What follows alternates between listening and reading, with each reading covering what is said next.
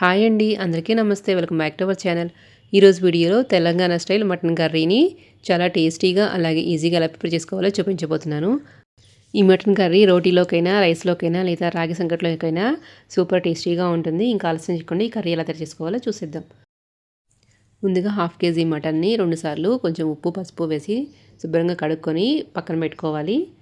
ఇప్పుడు దీనిలో రుచికి సరిపడినంత సాల్టు, అలాగే 2 టీ స్పూన్ల కారము, ఒక 1/2 టీ స్పూన్ పసుపు, 1 టీ స్పూన్ ధనియాల పౌడరు, అలాగే అరచెక్క నిమ్మరసము, 1 టేబుల్ స్పూన్ ఆయిల్ వేసుకొని అంతా కలిసేలాగా బాగా మిక్స్ చేసుకోవాలి. ఈ మసాలా, ఉప్పు, కారము మటన్కి పట్టేలాగా బాగా చేత్తో ఇలా కలుపుకోవాలి.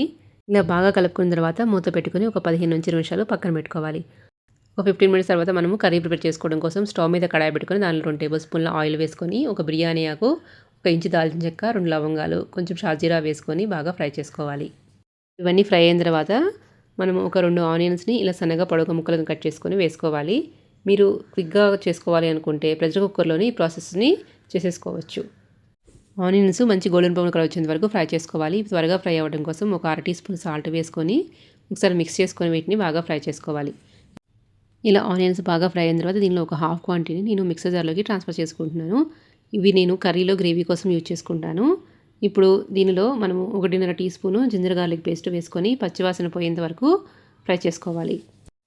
ఇలా అల్లం వెల్లుల్లి పేస్ట్ని బాగా ఫ్రై చేసుకున్న తర్వాత దీనిలోనే 1 టేబుల్ స్పూను పుదీనా ఆకులు, అలాగే 1 పావు కప్పు సన్నగా తరిగిన కొత్తిమీర వేసుకొని వీటిని కూడా బాగా ఫ్రై చేసుకోవాలి.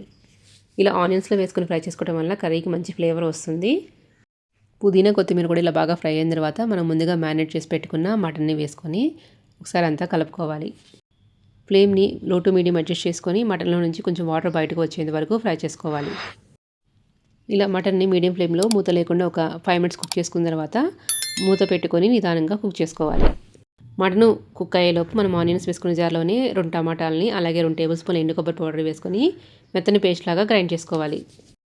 ఇలా మటన్లోని వాటర్ అంతా పోయి ఒక 60% వరకు కుక్ అయిన తర్వాత మనము గ్రైండ్ చేసుకున్న టమాటా పేస్ట్ని వేసుకొని ఒకసారి బాగా కలుపుకోవాలి. టమాటా ఆనియన్ పేస్టు పచ్చివాసన పోయేంత వరకు ఒక 2 to 3 మినిట్స్ ఫ్రై చేసుకోవాలి. ఇలా బాగా ఫ్రై చేసుకుని ఆయిల్ పైకి తేలిన తర్వాత దీనిలో మీరు గ్రేవీకి తగినంత వాటర్ని వేసుకోవాలి. ఇక్కడ నేను ఒక 100 to 150 ml వాటర్ వరకు వేసుకుంటున్నాను. నేను ఇది రాగి సంకట్లోకి ప్రిపేర్ చేసుకున్న గ్రేవీ ఎక్కువ కావాలని వాటర్ ఎక్కువ వేసుకున్నా. మీకు ఎక్కువ గ్రేవీ అవసరం లేదనుకుంటే కొంచెం వాటర్ తగ్గించి వేసుకోండి. ఇలా ఒకసారి అంతా కలుపుకున్న తర్వాత మూత పెట్టి మటన్ని మెత్తగా కుక్ అయ్యేందుకు కుక్ చేసుకోవాలి.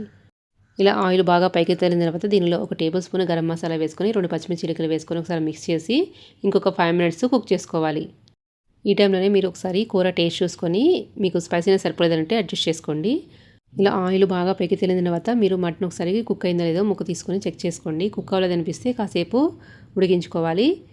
మటన్ బాగా కుక్ అయిన తర్వాత ఇలా చివరిగా కొత్తిమీర చల్లుకొని స్టవ్ ఆఫ్ చేసుకొని వేడివేడిగా మీరు రైస్లోకైనా, రోటీలోకైనా సర్వ్ చేసుకోవచ్చు. మేమైతే రాగి ముద్దతో కాంబినేషన్గా తిన్నామండి. టేస్ట్ అయితే చాలా బాగుంది.